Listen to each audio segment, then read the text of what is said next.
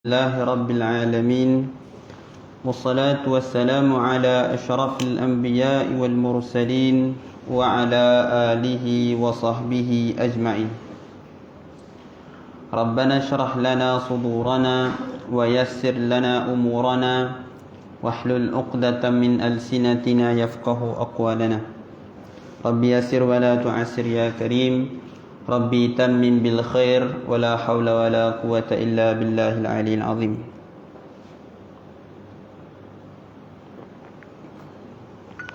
السلام عليكم ورحمة الله وبركاته. Alhamdulillah, syukur kehadrat Allah subhanahu wa ta'ala, limpah kurnia kasih sayangnya Allah ta'ala izinkan untuk kita bertemu. Hari ini tuan-tuan, saya nak bawa satu tajuk yang lebih umum. Biasanya kalau Ustaz Hafiz tu, kalau tak sirah Quran. Tapi disebabkan tak lama lagi kita nak menyambut Ramadan, maka saya fikir ada baik juga, walaupun tak diminta oleh pihak surau pun, tapi saya fikir ada baik juga untuk saya bincangkan sedikit tentang Ramadan secara umum dan hukum-hukum yang berkaitan dengan Ramadan. Tuan-tuan dan rahmati Allah subhanahu wa ta'ala, setiap tahun benda yang akan diulang ialah Ramadan itu merupakan madrasah, sekolah untuk mendidik manusia itu menjadi satu orang yang baik. Ini biasa kita dengar lah tuan-tuan, tiap-tiap tahun ustaz-ustaz ulang. Cumanya bagaimana Ramadan itu, berpuasa itu dikatakan boleh mendidik kepada jiwa dan peribadi seseorang. Tuan-tuan dan rahmati Allah, kalau kita perhatikan berkaitan dengan Ramadan ini, benda yang paling asas dalam Ramadan itu dipanggil sebagai puasa lah. Bila sebut Ramadan maknanya puasa. Saya bincang dulu tentang Ramadan secara umum, lepas ni kan kita akan bincang pula tentang hukum hakam. Jadi tuan-tuan, Ramadan itu yang pertama sekali dia adalah puasa. Maka Ramadan sebenarnya dia mendidik manusia untuk belajar mengurangkan dari sudut makan. Ini payah sikit lah tuan-tuan, termasuk yang bercakap ni pun payah nak mengurangkan makan. Tuan-tuan dan rahmati Allah, dalam ilmu tasawuf, di sini mengaji kitab tasawuf apa dia? Mengaji kitab tasawuf apa? Haqaiq tasawuf, Masya Allah. Dalam kitab-kitab tasawuf tuan-tuan, kalau tuan-tuan tengok macam dalam Penawar Bagi Hati, juga dalam Haqaiq Anit Tasawuf, antara tarbiyah, antara pendidikan dalam madrasah tasawuf, madrasah tariqat itu ialah mereka menjaga 5 anggota, ataupun ada yang kata 7 anggota. Apa dia? Mata, telinga, mulut, tangan, kaki, kemaluan, perut. Ini tasawuf, dia nak ajar kita supaya macam mana kita nak jaga ke-7 anggota kita ini. Saya tak nak bincang lah tentang anggota-anggota yang lain, tu kena mengaji, asing pula pengajian berkaitan ilmu tasawuf. Yang saya nak sentuh ialah dalam tasawuf dia ada namanya anggota perut. Dalam tasawuf diajar untuk satu orang hamba itu, untuk dia menjadi satu orang yang hatinya bersih, hatinya dekat dengan Tuhan, maka dia perlu mengurangkan makan. Ini sebenarnya kalau kita perhatikan pun tuan-tuan, makanan itu dia ada efek, dia ada kesan dengan hawa nafsu kita. Makna bila semakin banyak kita makan, maka hawa nafsu kita akan semakin tinggi, syahwat kita akan semakin tinggi.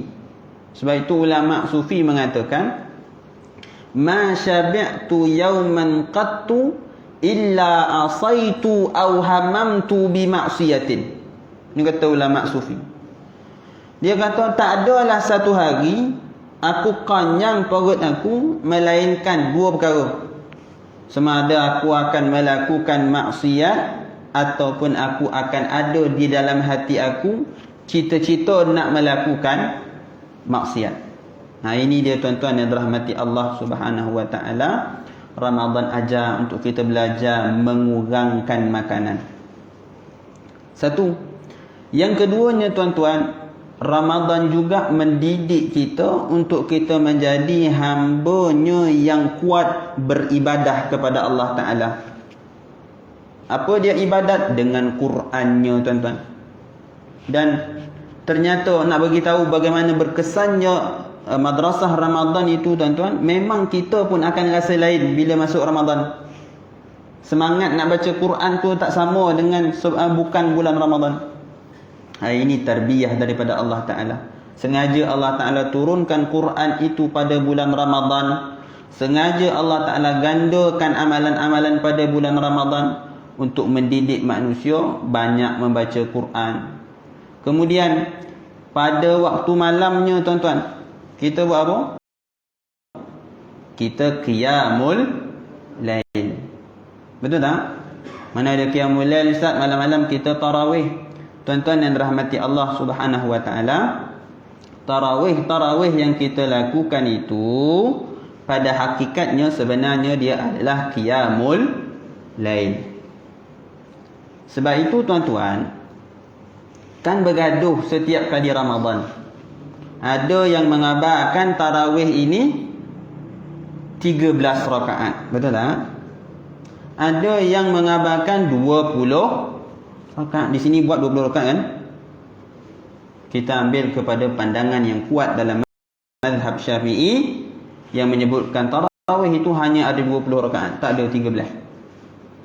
Tapi apa pasal ada orang mengabarkan bahawa tarawih itu 13 rakaat? Kerana dia memahami daripada hadis Sayyidatuna Aisyah radhiyallahu anha, yang Sayyidatuna Aisyah itu bila menceritakan tentang salat Nabi, Aisyah kata Nabi itu salat malamnya sebanyak 13 rakaat. Bila salat malam 13 rakaat, bulan Ramadan pun sama. Maka sebab itu mereka memilih bahawa tarawih itu 13 rakaat. Khilaf lah. Janji beramal, jangan tak beramal heboh dek bergaduh, langsung tak pergi solat tarawih, apa sembahyang tarawih. Apa sebab? Duduk depan Facebook bercakap, bergaduh di Facebook. Itu tak ada gunanya tuan-tuan yang dirahmati Allah Subhanahu wa taala. Quran didik untuk kita membanyakkan dari sudut amal qiyamul al-lail, ibadat qiyamul lail. Dia ada kekuatan di atas sendiri yang tidak ada pada amalan-amalan yang lain. Begitulah tuan-tuan yang dirahmati Allah Subhanahu wa taala, Ramadan juga didik supaya kita menjaga lisan kita, kita menjaga pandangan mata kita. Kalau bukan Ramadan, ramai menengok anak dara orang, ramai menengok orang perempuan pakai skirt. Contohlah, bukan di sini, tempat lain. Sini baik-baik, tempat lain. Maka Ramadan dididik untuk kita menjaga pandangan kita, menjaga lidah kita. Kata Nabi SAW, man lam yada' qawla zur wal amala bihi falaysa lillahi hajatun ay yada'a ta'amahu wa syarabahu. Kata Nabi SAW, siapa yang pada bulan Ramadan tidak meninggalkan qawla zur, perkataan-perkataan keji, perkataan-perkataan jijik. Apa dia? Macam-macam lah tuan-tuan. Tak sampai pula saya nak sebut dalam pengajian kita ni, dan tak sepatut pun jadi sebut. Tuan-tuan pun faham lah perkataan-perkataan yang jijik. Termasuk perkataan yang jijik tuan-tuan ialah menfitnah orang lain, menghina orang lain. Kadang tuan-tuan, musim zaman sekarang ni pelik cukup tuan-tuan. Apa dia? Dekat depan-depan nampak baik, nampak elok, warak, tak banyak bercakap. Tapi rupa-rupanya tuan-tuan, di belakang orang dia buat satu Facebook fake account, tak siapa-siapa nama dia letak. Apa dia buat tuan-tuan? Dia gunakan account itu untuk mencaci maki orang dalam Facebook. Pantang ada orang buat salah, dia akan duduk di barisan hadapan. Buat apa? Menghina orang, mencaci orang. Ini tuan-tuan dan rahmat Allah, pelik cukup zaman sekarang. Sebab tu saya sebut, memadailah tuan-tuan, kita nak tahu apa yang dia buat itu salah atau tidak. Hukum buat fake account lah kan. Kita nak tahu dia buat itu betul atau salah. Tuan-tuan, Nabi SAW, Nabi ajar satu kaedah mudah untuk kita kenal apa dia maksiat. Nabi kata, al-ithmu ma haka fi sadrika wa karihta an yattali'a alaihi nas. Apa dia dosa? Mudah aja tuan-tuan. Dosa itu ialah ma karihta fi nafsika. Apa yang dalam hati kamu tak sedap. Bila buat dia hati tak tenang. Ini dosa tuan-tuan. Lagi wa karihta an yattali'a alaihi nas, dan kamu tak suka pula kalau orang lain tahu apa yang kamu buat itu. Kalau kita buat sembunyi-sembunyi, sorok-sorok, tak nak orang tahu, itu tanda apa yang kita lakukan itu ialah dosa dan maksiat. Termasuklah fake account tadi tuan-tuan. Maka sepatutnya lah pada bulan Ramadan inilah kita belajar. Kalau ada yang fake account tu gunanya untuk mencaci maki orang, bulan Ramadan inilah kita buat sebagai turning point kita tuan-tuan. Padam, jadi orang yang baik, jadi orang yang menjaga lisan, lidah. Ini dia tuan-tuan yang rahmati Allah Subhanahu wa ta'ala, madrasah Ramadan. Panjang lagi nak cerita tentang madrasah Ramadan ini tuan-tuan, tapi kita tangguhlah kepada waktu yang lain. Saya nak masuk kepada perbahasan berkaitan dengan hukum hakam bulan Ramadan. Banyak tuan-tuan. Bila sebut berkaitan dengan Ramadan ini, antara isu yang paling kritikal sekali, sebab saya duduk di pejabat mufti tuan-tuan, antara soalan yang paling banyak ditanya sekali ialah berkaitan dengan, Ustaz, ini batal puasa ke tak batal? Tuan-tuan, tambahan lagi tuan-tuan, kalau kita setakat mengaji kitab fiqah hanya menyebut apa yang masuk ke dalam rongga, maka itu membatalkan puasa. Syarat dia apa? Rongga yang terbuka. Tapi bila kita implikasikan, bila kita praktikkan dalam dunia moden kita ini tuan-tuan, saya sendiri tuan-tuan, bukan tuan-tuan, saya sendiri pun paling kepala. Kerana macam-macam perkara-perkara baru yang ada pada hari ini tidak ada pada zaman ulama kita dahulu. Sebagai contoh, tuan-tuan yang dirahmati Allah, apa hukum kita, kan zaman sekarang ini zaman Covid, kan? Dan tak habis lagi pun musim vaksin itu. Kita ada dos penggalak dan ada mungkin juga yang belum lagi mengambil satu vaksin pun. Maka apa hukum vaksin biasa tak ada orang ambil malam tu tuan-tuan. Setakat yang saya tahulah, memang biasa vaksin kita ambil pada waktu siang. Kecuali lah mungkin kerajaan nak tukar ke tu, wallahu alam lah, nak buat pada waktu malam pada bulan Ramadan, wallahu alam. Tapi dari sudut hukum, pergi vaksin pada bulan Ramadan, katalah manalah kita tahu tuan-tuan, vaksin tu kan dia kena panggil kan, kita kena panggil. Ada dalam Mai Sejahtera kata suruh datang, kita pun datang. Kebetulan katakan pada bulan itu ialah bulan Ramadan. Kalau bukan kita pun tuan-tuan, anak-anak kita, saudara mara kita, paling-paling kurang kita ni orang surau, orang masjid, bila tanya bab hukum ni boleh jawab lah. Kan? Sebab apa? Sebab setiap kali lepas maghrib duduk dengar kuliah. Jadi tuan-tuan yang dirahmati Allah, hukum vaksin pada siang Ramadan itu ialah tidak membatalkan puasa. Apa sebab? Sebabnya ialah vaksin itu dimasukkan melalui rongga yang tidak terbuka. Dia dilakukan dengan injection, ataupun dalam bahasa Arab dipanggil sebagai al-huknatu. Jadi tuan-tuan, apa sahaja injection, mengikut pendapat yang kuat dalam mazhab Syafi'i, apa sahaja jenis injection, kalau dilakukan, dimasukkan melalui kulit, maka dia tidak membatalkan puasa. Tapi tuan-tuan, ada orang dengar kita kata tidak membatalkan puasa, seronok dia. Apa sebab? Sebab dia nak cipta satu injection satu ubat yang boleh dimasukkan melalui injection, yang ubat itu boleh membantu mengenyangkan tubuh badan kita. Ada tuan-tuan injection yang begitu. Maknanya siang Ramadan orang semua muka letih, muka penat, dia relax. Apa sebab? Sebab dia ada injection untuk mengenyangkan perut dia. Orang lain semua lapar bulan Ramadan, dia kenyang.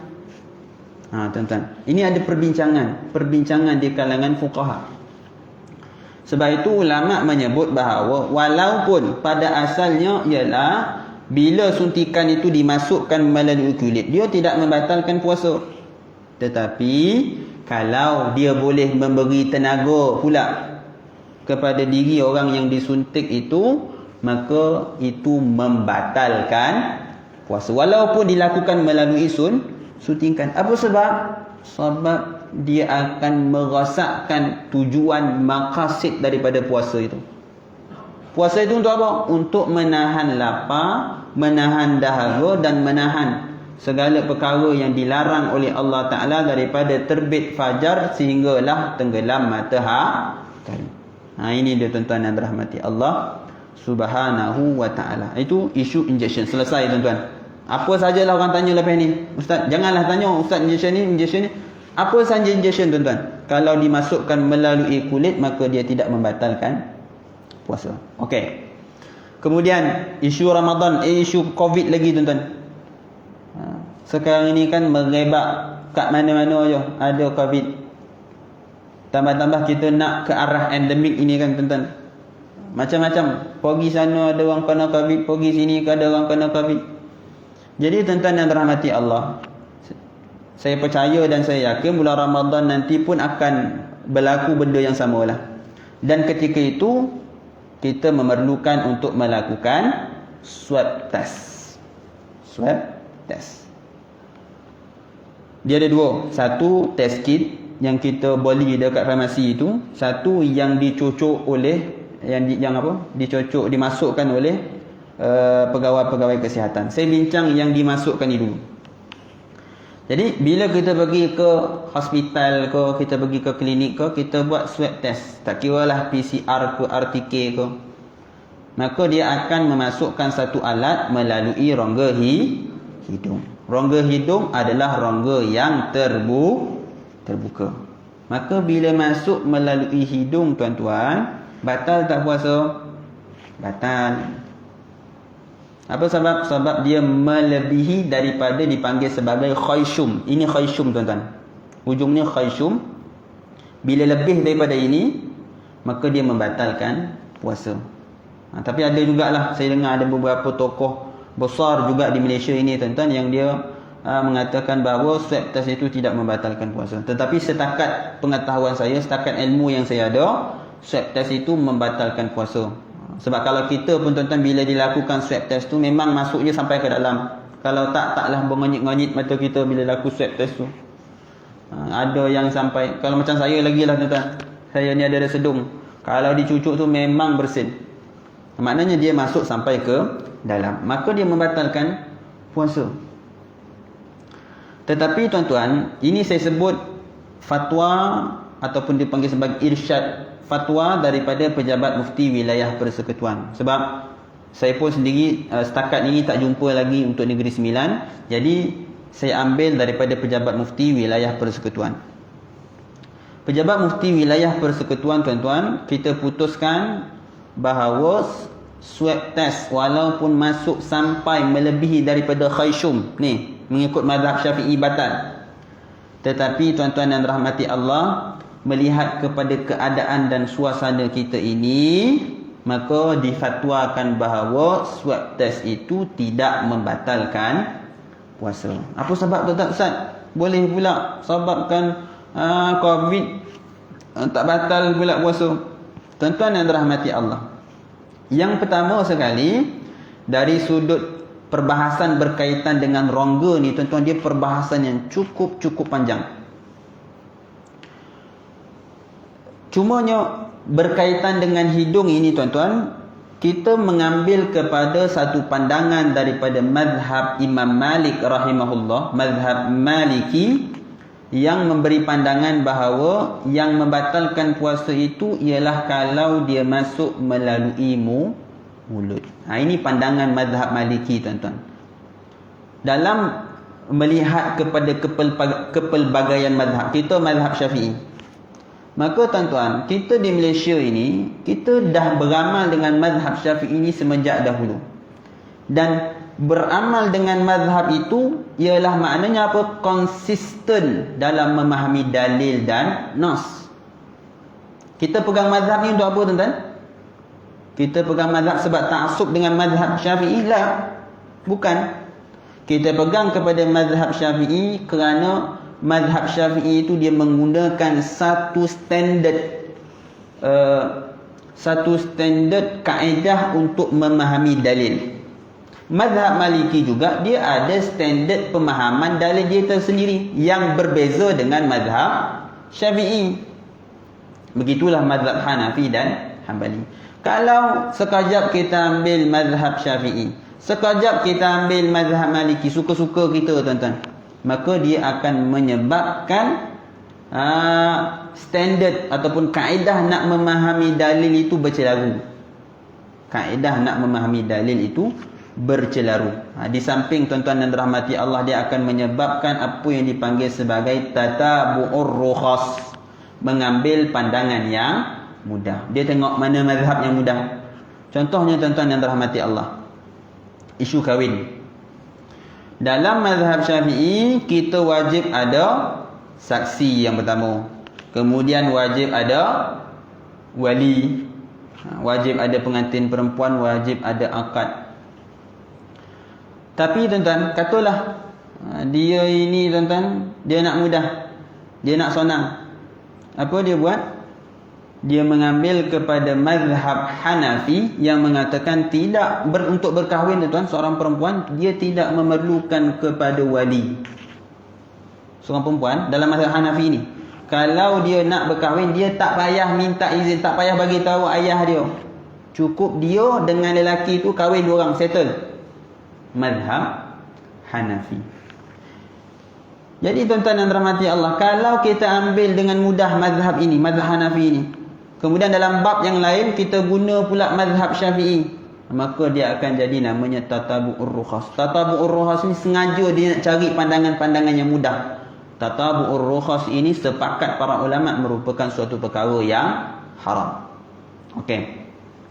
Jadi, tuan-tuan dan rahmati Allah Subhanahu wa taala, kita putuskan bahawa ialah maknanya pada asalnya kita berpegang dengan mazhab Syafi'i, mazhab yang telah kita amalkan semenjak dahulu.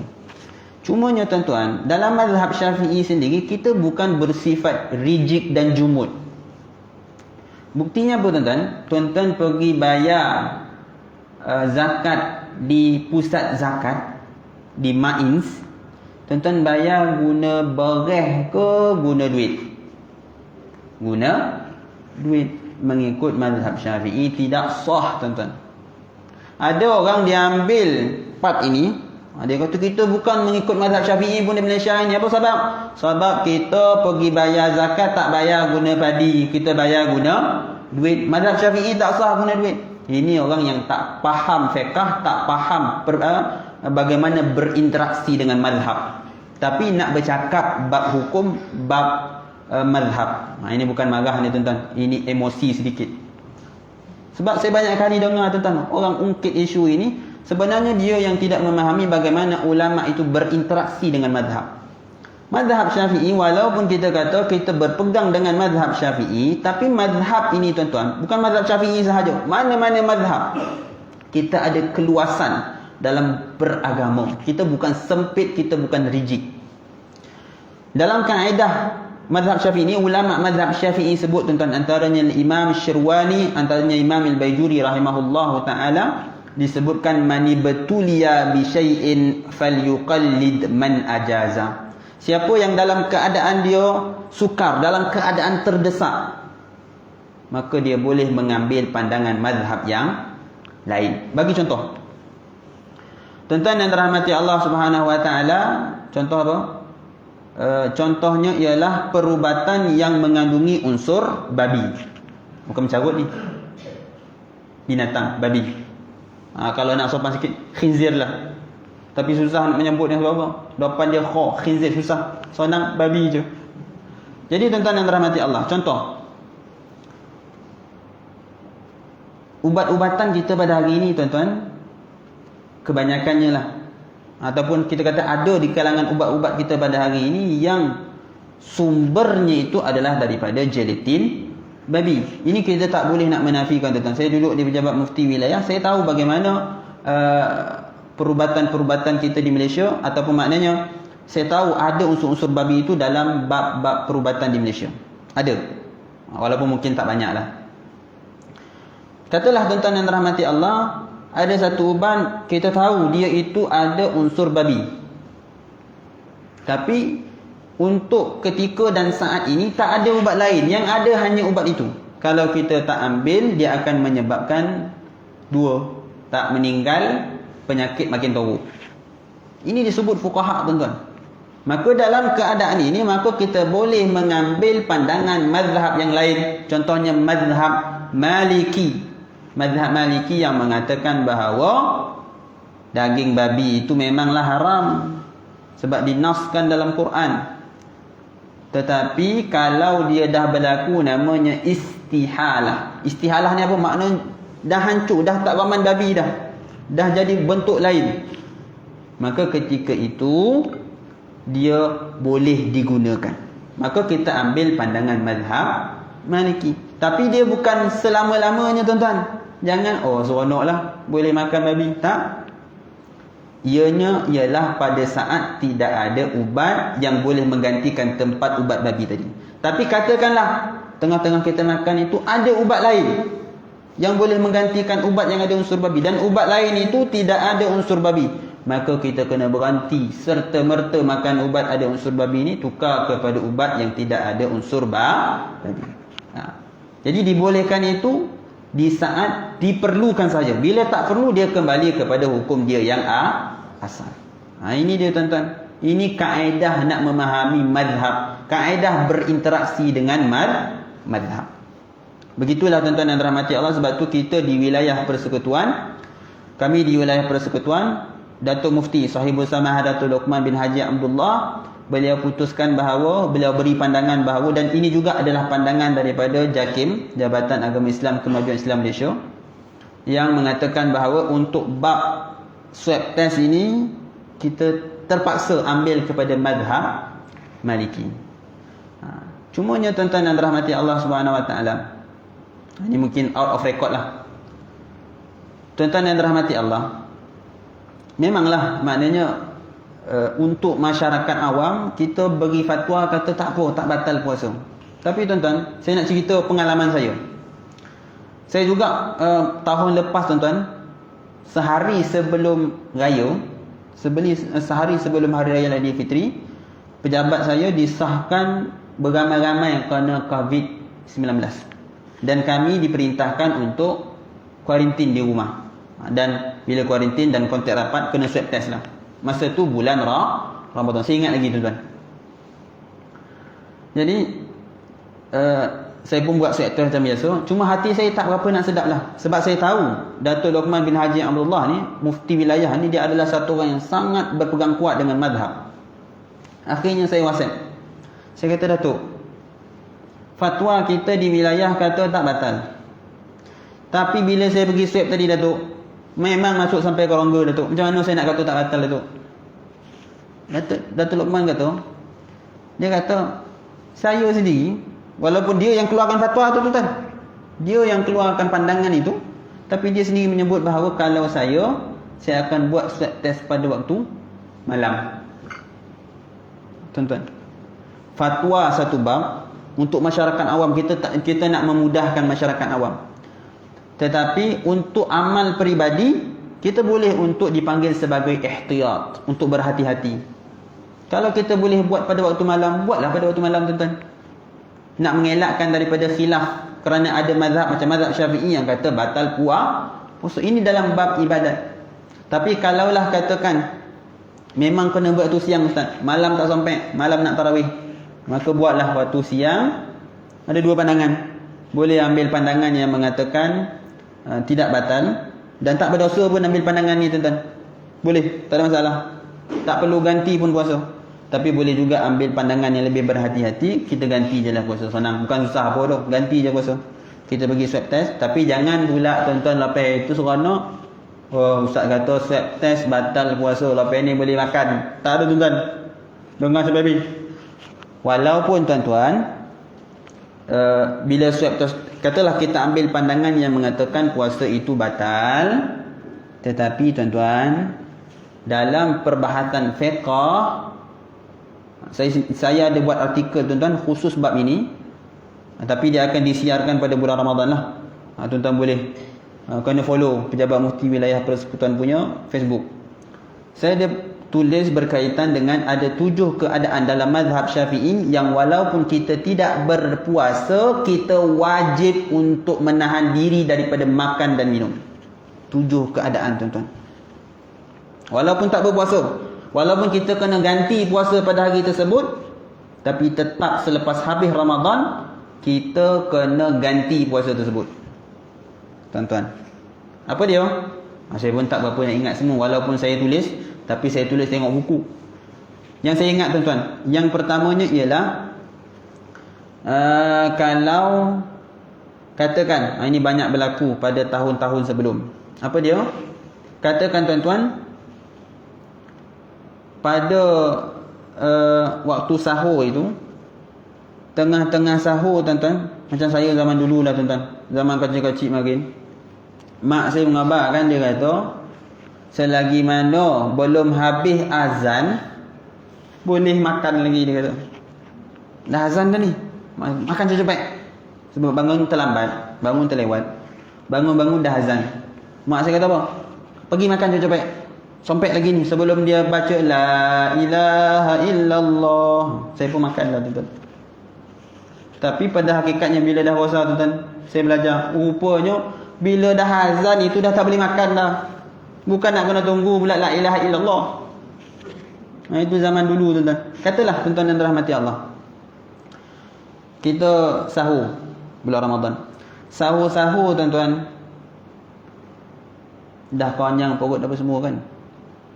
Kita keluar rumah bertutup, rumah orang kaya tuan-tuan. Ceramin semua galap. Buka-buka pintu dah torang tuan-tuan. Kita buat habis sahur ni, buka-buka pintu dah torang. Maka macam mana puasa kita pada hari tersebut tuan-tuan? Itu bukan dikira tersilap tu. Tak apa ustaz tersilap makan, tak ada. Itu dikira tuan-tuan kita tidak berpuasa pada hari tersebut, kita wajib mengqadakkan puasa kita pada hari tersebut. Sebab kaedah fiqh menyebut la yu'tabaru al-dhannu al-bayyinu khata'uhu. Kalau sangkaan kita itu jelas, kita sangka belum masuk subuh, tiba-tiba kita tahu bahawa sebenarnya dah masuk subuh, kita makan itu lepas subuh, maka ketika itu tuan-tuan dan dirahmati Allah Subhanahu wa taala, kita wajib mengqadakkan puasa kita pada hari tersebut. Kita dianggap tidak berpuasa pada hari tersebut. Tetapi bukan bererti kita boleh makan. Dia mentang-mentang dia dah termakan lepas subuh tuan-tuan, dia makan depan anak-anak dia. Tengok abah boleh makan, kau tak boleh makan. Tak boleh tuan-tuan. Dia juga wajib untuk menahan diri daripada makan dan minum. Apa sebab? Kata para ulama mazhab Syafi'i, kerana nak menghormati kepada kemuliaan bulan Ramadan. Ini dia tuan-tuan yang dirahmati Allah. Ada lagi, kalau kita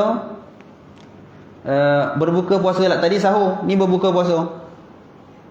Ni pernah berlaku tuan-tuan, saya ingat 2 tahun lepas ataupun tahun lepas, radio terazan awal kan, ada isu kan.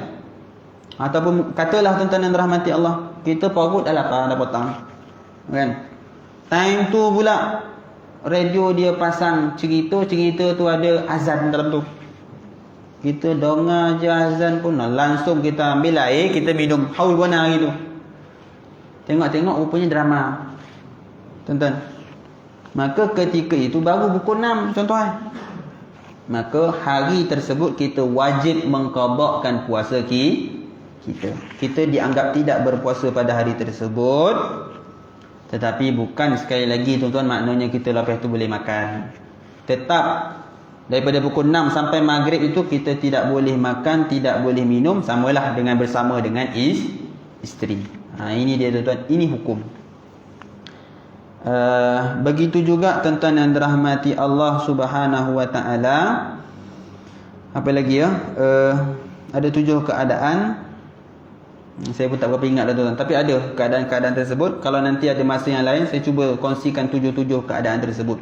Intinya saya nak sebut bahawa ada keadaan yang walaupun kita tidak berpuasa, kita tetap wajib untuk menahan diri daripada makan dan minum. Dan ada juga keadaan tuan-tuan, kita wajib menahan, kita perlu menahan diri tapi hukumnya bukan wajib, hanya sunnat. Contoh apa? Contoh orang perempuan, kan katalah dia dah datang haid, datang bulan daripada awal Ramadan. Datang haid tuan-tuan. Sampailah hari ke-7 katakan. Hari ke-7 habis haid dia, berhenti haid dia. Dan haid dia berhenti ketika jam menunjukkan 1 tengah hari. Tuan-tuan, 1 tengah hari. Orang period, orang haid ini tuan-tuan, dia tak perlu, dia tak wajib untuk menahan diri dia untuk makan dan minum. Dia boleh makan dan minum. Tapi untuk keadaan tadi, maknanya haid dia berhenti ketika mana tengah hari, waktu siang, maka dia disunatkan sahaja untuk tidak makan dan minum, menghormati kepada orang yang berpuasa. Begitu juga tuan-tuan, contohnya ialah dia bermusafir. Ni saya dah rasa pengalaman ni tuan-tuan. Saya masa balik Morocco tuan-tuan, saya ni walaupun keluarga taklah berapa nak senang tuan-tuan, tapi setiap tahun balik ke Malaysia. Sebab apa? Sebab nak meraya dengan mak ayah. Tak boleh raya seorang-seorang. Walaupun ada kembar kat sana, Ustaz Al-Hakim pun sama, tak boleh, kena dengan mak abah juga, kena balik. Jadi biasanya kami balik tu memang pada bulan Ramadan. Dan adalah 2-3 kali tuan-tuan. Kadang-kadang ialah maknanya atas bertobang, bukanlah puan nak apa pun, tapi kita nak merasa hukum yang kata harus ni untuk berbuka ni. Akhirnya tuan-tuan, ada 2-3 kali kami berbuka puasa di atas kapal terbang tersebut. Makanlah waktu siang. Alasan dia apa? Sebab musafir. Untuk musafir tuan-tuan yang dirahmati Allah, boleh untuk berbuka. Tapi ingat, bukan musafir pergi daripada Serambannya pergi ke Nilai. Itu tak kira musafir tuan-tuan. Dia dah lapar, dia pergi ke Nilai. Dia kata, musafir Ustaz, boleh makan. Musafir itu mesti syaratnya ialah sama dengan syarat qasar. Maknanya jarak tu mesti jarak yang boleh untuk mengqasarkan solat. Ustaz, mana ada puan nak Ustaz naik kereta, bukan berjalan kaki. Apa pasal pula boleh berbuka puasa? Ini rukhsah, ini kelonggaran yang agama bagi. Tapi taklah wajib. Kalau rasa tak nak, saya tak naklah Ustaz buka, walaupun saya musafir. Apa sebab? Kan lepas Ramadan orang semua boleh makan, saya tak boleh makan, kena qada. Dia boleh untuk teruskan berpuasa walaupun dia musafir. Jadi tuan-tuan yang dirahmati Allah Subhanahu wa ta'ala, katalah dia musafir, dia berbuka puasa. Dia sampai tuan-tuan di rumah dia ketika itu jam 3 petang, siang lagi tu. Walaupun dia dah berbuka masa perjalanan musafir itu, bila dia dah sampai ke rumah dia, dia tetap disunatkan untuk menahan diri daripada makan dan minum. Ini hukum tuan-tuan yang dirahmati Allah Subhanahu wa ta'ala. Jam pukul berapa? Berapa minit lagi Zan? Dah Zan?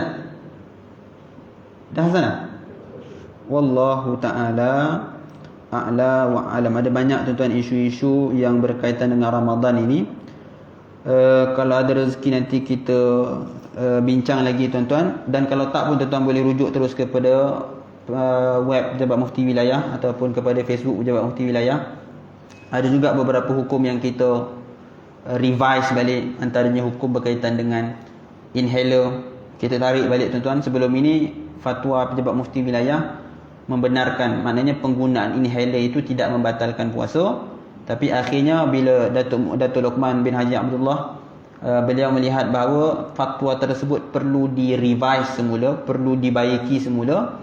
Dan fatwa yang terbaru ialah inhaler itu, kerana ini berdasarkan mazhab Syafi'i dan pandangan ramai mufti-mufti di peringkat dunia tuan-tuan yang memfatwakan bahawa inhaler itu ialah membatalkan puasa. Sebab apa? Sebab yang masuk itu ialah jirim, yang masuk itu ialah dipanggil sebagai ain ke dalam perut. Macam mana kita nak kata tak batal tuan-tuan?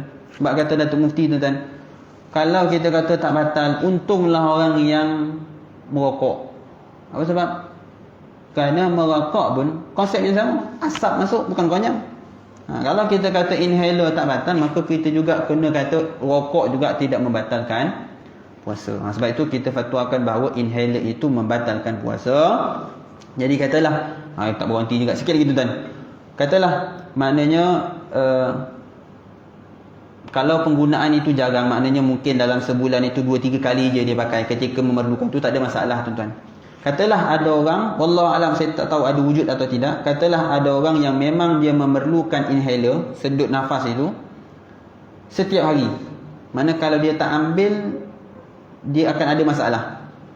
Maka untuk keadaan ini tuan-tuan yang dirahmati Allah, macam mana?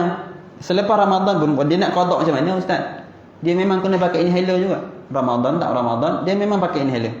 Maka kita katakan untuk orang ini tuan-tuan, dia boleh menggantikan puasa dia dengan membayar fidyah.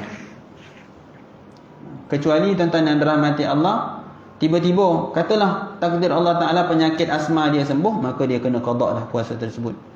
Wallahu Ta'ala a'la wa a'lam. Saya mohon maaf tuan-tuan, tersalah kata, tersalah bicara ke, ada satu soalan, dua soalan ke sebelum kita habis ya? Sekarang ni dah mula iklan. Makan ini untuk kuat semasa puasa.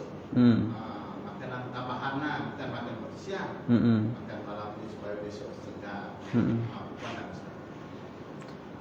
Makanan tambahan untuk dia lebih sihat, lebih kuat untuk bulan puasa. Tak ada masalah tuan-tuan.